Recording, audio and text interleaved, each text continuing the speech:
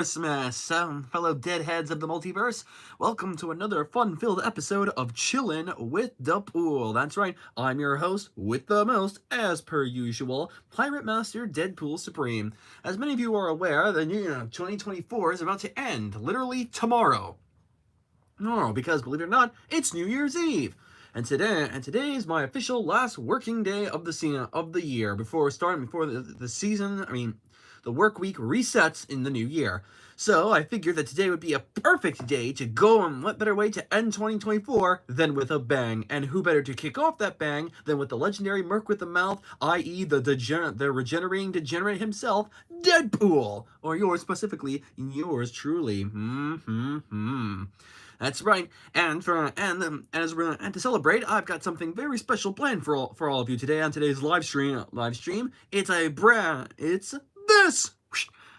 Ta-da! A brand new Deadpool Christmas comic. I know. When I saw it, I so had to have it.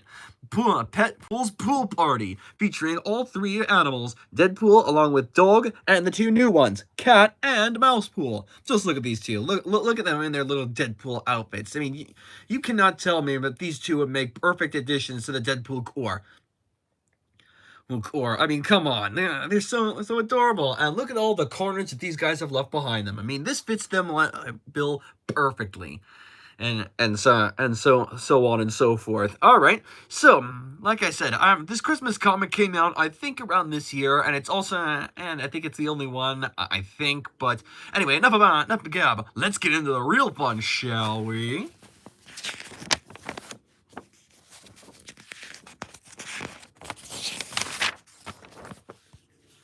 Oh yeah, this one basically just starts out, any Deadpool comic starts out the way every Deadpool comic does, with pure and utter bedlam. And look, Deadpool even sings along. He goes, "Old McDeadpool had a farm, E-I-E-I-O, and to that farm came men to harm, E-I-E-I-O. With a bad guy here and a real jerk there, here a prick, there a dick, and yes, we can say that in a Marvel comic, haha."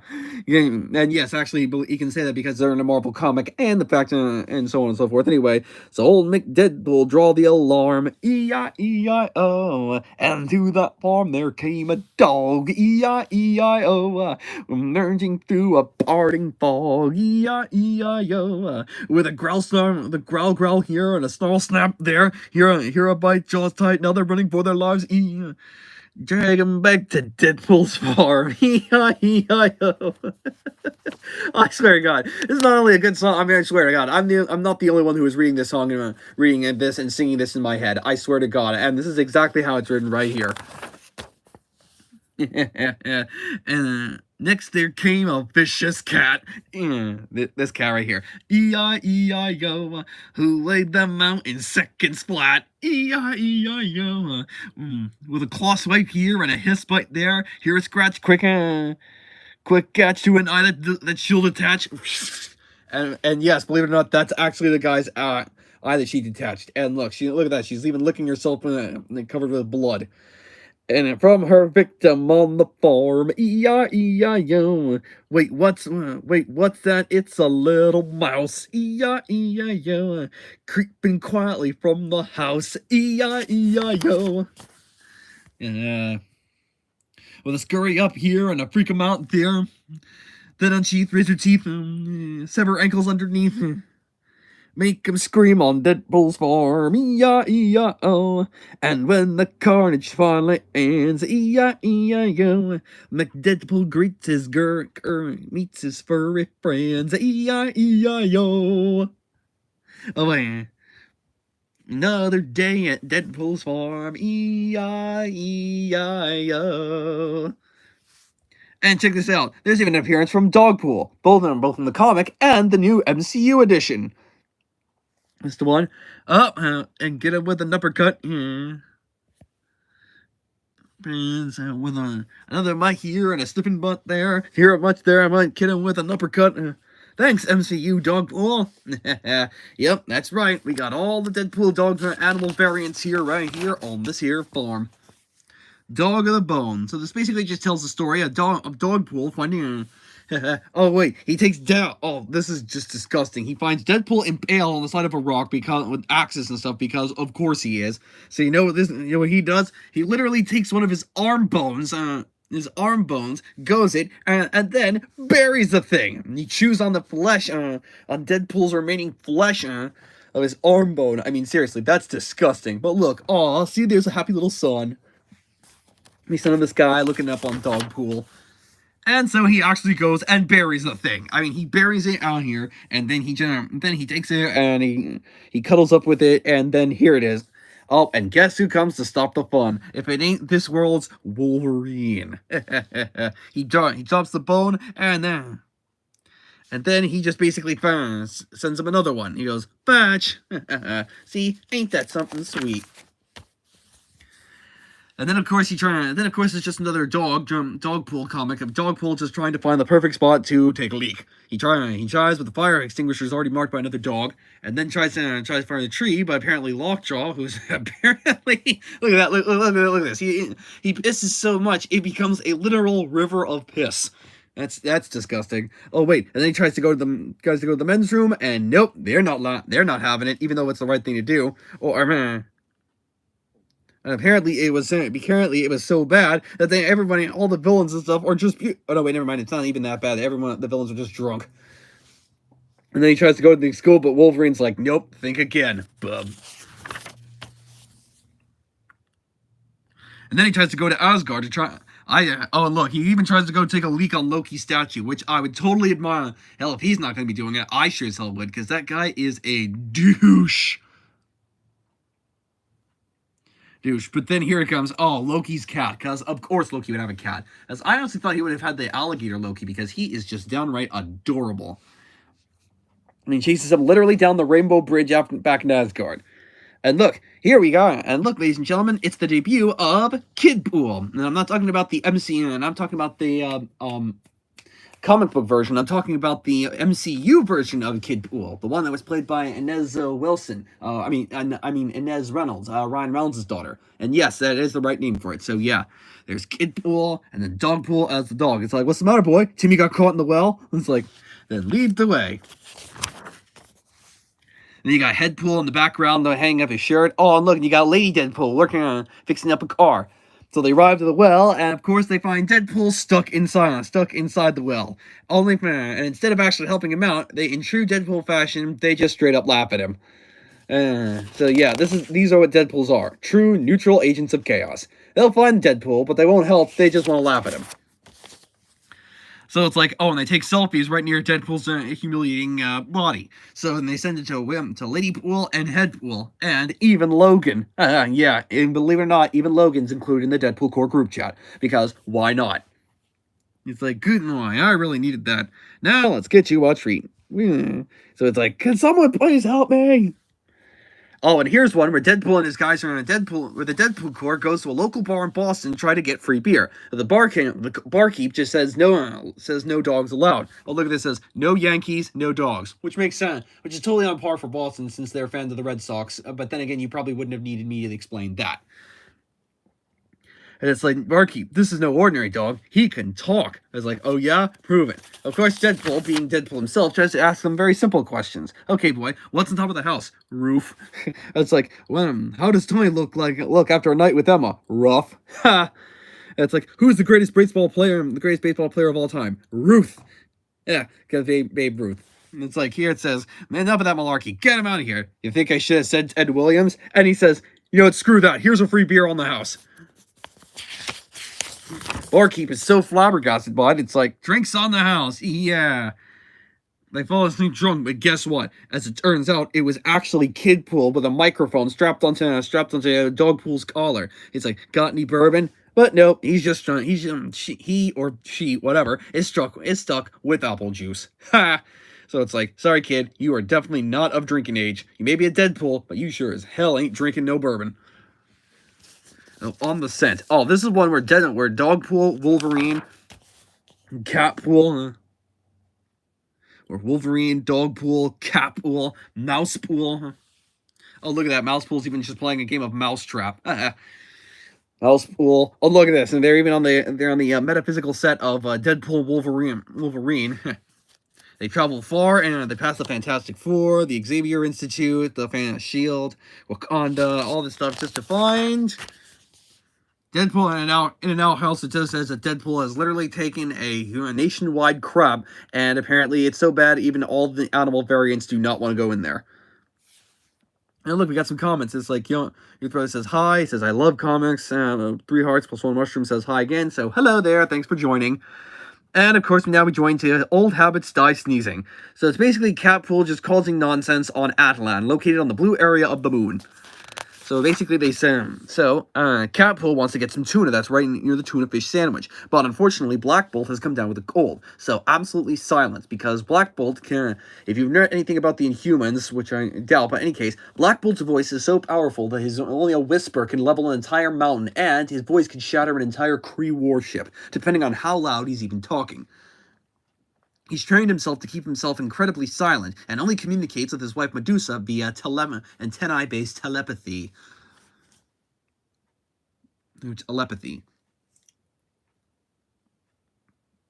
Anything. So basically, Mousepool swipes the sandwich, and Cat and Mousepool decide to plan. So basically, so anyway, I just gotta get this out in the open. Cat and Mousepool are basically just Tom and Jerry wearing Deadpool Corps outfits. I'm just gonna come out and say it. It's basically them. It's not that I don't mind, it's just their antics are pretty much, they're the Tom and Jerry of the Deadpool Corps.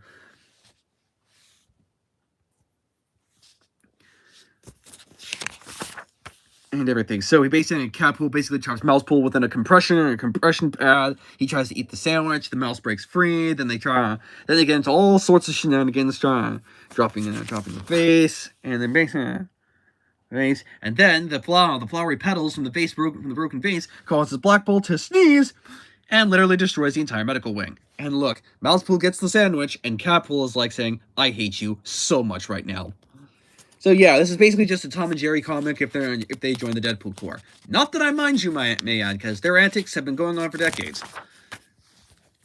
What goes up? Apparently, we join Cat and Mousepools here at a local carnival, and of course we have the Balloon Master. He's a new villain. He's a new villain that was introduced in a version of the Spider-Boy comics. His voice is made, believe it or not, his voice is actually he's actually helium, because he was involved in an accident and can only breathe helium, or so I'm told.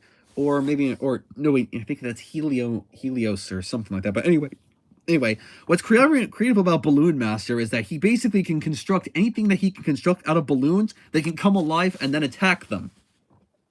And attack his victims. So they're like constructs from the Green Lantern rings in DC, but in balloon form. It's pretty straightforward, basically.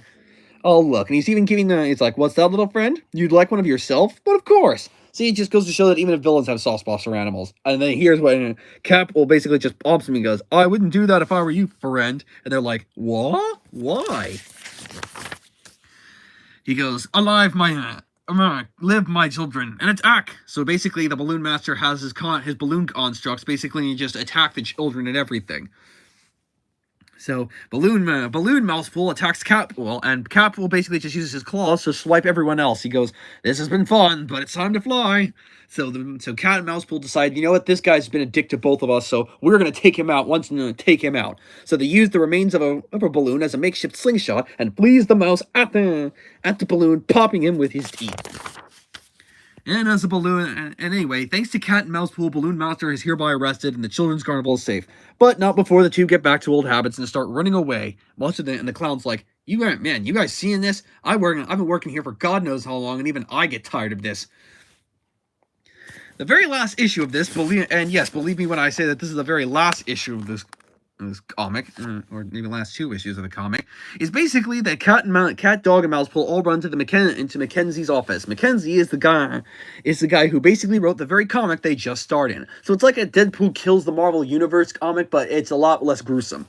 These guys find out that their comics are going to be canceled, and here you actually see the writers from the very comic they just wrote about.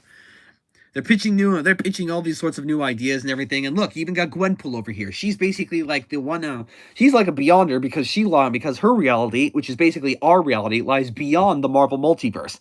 She's like, nope, she's like, and look, here comes Peter Porker. Porker is actually pitching one of the ideas. He's like, "What about saying a little ham-fist? So what about push papers? Try Uncle Benpool." He goes, "Nope, dead is dead." It's like, haha, yeah, of course, Gwenpool. We'll take your word for it. Wink. Then they got all sorts of octopools. It's like, haha, poo-pool. Moonpool. It's like, yeah, that one was disgusting. Platypool and Octopool. I actually had a character named based from Deadpool that was based on Octopus and Deadpool just put together and formed Dr. Octopool. With actual animal creatures and stuff, and it's like it's a good thing to pitch Chimichanga Chinchilla. It's like, okay, I don't know about you guys, but Chimichanga Pool, Chimichanga Pool, it actually just rolls off the tongue. It's a lot more fun to say, and they're like, nope. It's like, believe me, it's like, how about Pug Pool? That's like, come on, who doesn't love a good pug? They're adorable. They start pitching. It's like, no more dogs except for the MCU Pooch. He can stay because he's a good boy. How about Panther Pool? It's like Wakanda variants approved. It's like, yeah, they already did one with Deadpool and our bronze and with a copper and gray version, and it's like, believe me, it was the hottest thing in comics. Panther Pool. It's like a version of Black Panther and Deadpool put together from Wakanda and actually kills and stuff. Yeah, I'd say yes. It's like if we're upgrading pet, we gotta get rid of a rat. We gotta go with rat pool. It's like, who's afraid of little old mouse? It's like, you'd be surprised. And then they all decide, you know what? We're not gonna stand by and let our comics get canceled. We're gonna take some action. And so they beat the living crap out of the writers. And they're like saying, although on second thought, I want more kibble and cheese. Yeah, all those in favor of dog pool, cat pool, and mouse pool monthly comics forever? All in favor? Aye. So basically, and even Gwenpool's got what they want.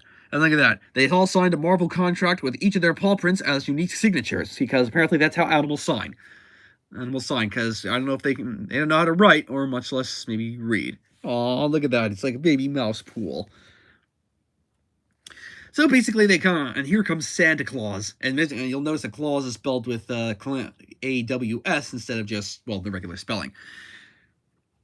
So basically, all three of them are out.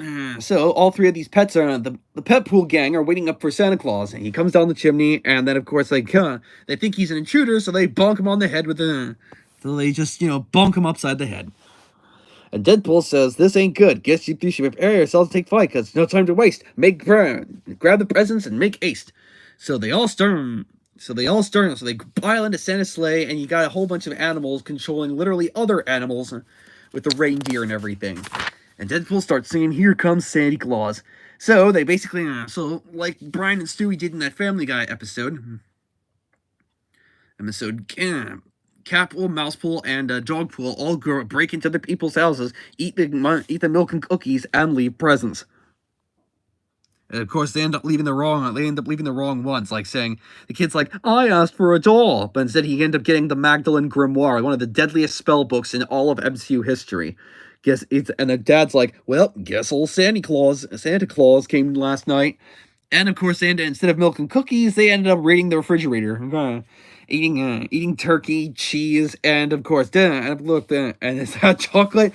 F no. There, because Dogpool's literally taking a dump in someone's house, because that's just downright disgusting. Plums and chocolate and everything, and cuddle up for the night. I'm their best. But they trashed the entire X mansion, and they're like, man, what happened here?